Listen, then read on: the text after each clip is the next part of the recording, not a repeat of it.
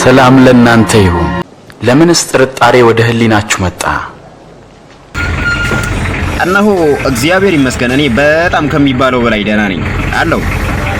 እና ወንድሞቼ አንድ ነገር ልላችሁ አሰብኩኝና ዛሬ ያውና ከተለመደው ነገር ወጣ ብዬ እንግዲህ በራሴ ድምጽ መጥቻለሁኝ። ምን ልላችሁ ፈልጌ ነው አለ አይደለ በቃ የሆነ ፈጣሪ የሚናገራችሁ ጊዜና ፈጣሪ የሚሰጣችሁ ጊዜ አለ አይደለ የሆነ ነገራችሁን ሊቀይር ታሪካችሁን ሊቀይር በቃ አለ አይደለ የሆነ የገባላችሁ ቃል አለ አይደለ። እውነቴን ነው የምላችሁ ያንን ጊዜ በጉጉት ጠብቁት። በቃ በእኔ ካልሆነ አትበሉ፣ በእኔ ካልሆነ እኔ ካላደረኩት አትበሉ።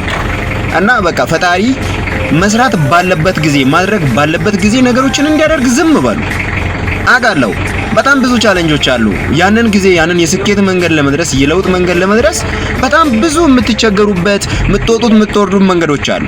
በእነዛ መንገዶች ላይ ግን ፈጣሪ ዝም የሚላችሁ ማለት ነው የእውነቴን ነው ጣልቷችሁ ወይንም ሊቀጣችሁ ወይንም ደግሞ ማታስፈልጉ ሆናችሁ አይደለም። ፈጣሪ እዛ ቦታ ላይ እናንተን በደንብ አድርጎ እየሰራችሁ ነው። እና ወንድሜ እህቴ ዛሬ አንድ ነገር በደንብ ልንገራችሁ አድምጡኝ። የምር በቃ እሱ ተናግሮ የማያደርገው ምንም ነገር የለም። ምንም ማለት ነው ምንም በቃ ብቻ ቃል ይውጣ እንጂ ከሱ ብቻ ይናገር እንጂ እሱ በቃ የጊዜ ሂደት ነው። ግን ደግሞ እሱ እንዲሰራ ጊዜ እንስተው። በቃ በእኛ ካልሆነ እኛ ካላደረግነው እኛ ካልያዝነው እሱ የሰጠንን ጊዜ በራሳችን አናሳጥረው። በቃ እህት ወንድሞቼ አናሳጥረው። የእውነት እየተቸገርክ ነው፣ እየለፋ ነው፣ እየጣርክ ነው።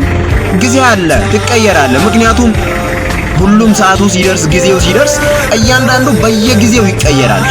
ጊዜ ደግሞ የሁሉም ሰው እጣ ፋንታ ነው፣ ለሁሉም ሰው ማለት ነው። በቃ ዛሬ እየተቸገርክ አፈር እየበላ ነው። በምትሰራው ነገር ላይ አልተቀየርክም፣ በምትሰራው ነገር ላይ አልተለወጥክም። ነገር ግን በዛ ነገር ላይ ብዙ አይነት ቻሌንጆች፣ ግፊዎች በቃ አለ አይደለ የሥራ ባልደረባ ይንቀሃል፣ የኔ የምትለው ሰው ይርቀሃል፣ አለኝ ብለህ የውስጥን የምትነግረው እያንዳንዱ ሰው ጥሎክ ይሄዳል። ነገር ግን እኔ አንድ ነገር ልንገር፣ እውነቴን ነው ወንድሜ። በቃ እኔ በህይወቴ በጣም ብዙ ነገሮችን ስላየውኝ ነው። ምክንያቱም እኔ እስካለሁበት እድሜ ድረስ በጣም ብዙ ነገሮችን ስለተማርኩኝ ነው። ምን ልል ፈልጌ ነው? በእንደዚህ አይነት መንገድ ውስጥ እየተጓዝክ ከሆነ በእንደዚህ አይነት መንገድ ውስጥ እየሄድሽ ከሆነ እውነቴን ነው የምላችሁ ጊዜ አላችሁ፣ ታሪካችሁ ይቀየራል። የምሬን ነው የምላችሁ። በቃ ከሰው መሀል እየነጠላችሁ ነው አይደለ? ብቻችሁን እያቆማችሁ ነው አይደለ? በቃ እየሰራችሁ ነው፣ ከሚባለው በላይ እየሰራችሁ ነው። ይሄ እግዚአብሔር ደግሞ ሰርቶ ደግሞ ምድረ በዳ ላይ አይደለም። እና እግዚአብሔር የተመሰገነ ይሁን። ትዕግስት ያስፈልገናል። ትዕግስተኞች እንሁን። ፈጣሪ የገባልንን ቃል የጊዜ ሂደት ሊሆን ይችላል። በዛ የጊዜ ሂደቶች ውስጥ ደግሞ ብዙ አይነት ቻሌንጆች እየመጡ ሊሆኑ ይችላሉ። ብዙ ሰዎች እየራቁ ሊሆኑ ይችላሉ። ብቻችንን መወሰን እስከሚያቅተን ድረስ ራሳችንነታችንን እስከምንጠላ ድረስ እየደረስን ነው። አይ ቲንክ ቀንና ጊዜ አላችሁ ማለት ነው። ከፊት የሚሳካና ትልቅ ነገር እየጠበቃችሁ ነው ማለት ነው። እና በዚህ ቃል ተጽናኑና ፈጣሪ የገባላችሁን ቃል እንዲሰራ ያላችሁን ነገር እንዲያደርግላችሁ በቃ ባስቀመጣችሁ ስፍራ ተቀመጡና የምትሰሩትን ስራ ጎብዛችሁ ተያይዛችሁ ጠንክራችሁ በዛ መንገድ ላይ ሄዱበት። ፈጣሪ ደግሞ ያንተ ጊዜ ሲመጣ ማለት ነው እውነቴን ነው የምልህ ወንፊት ራሱ ውሃ ይዝላል። ወንፊት ውሃ መያዝ አይችልም አይደለ?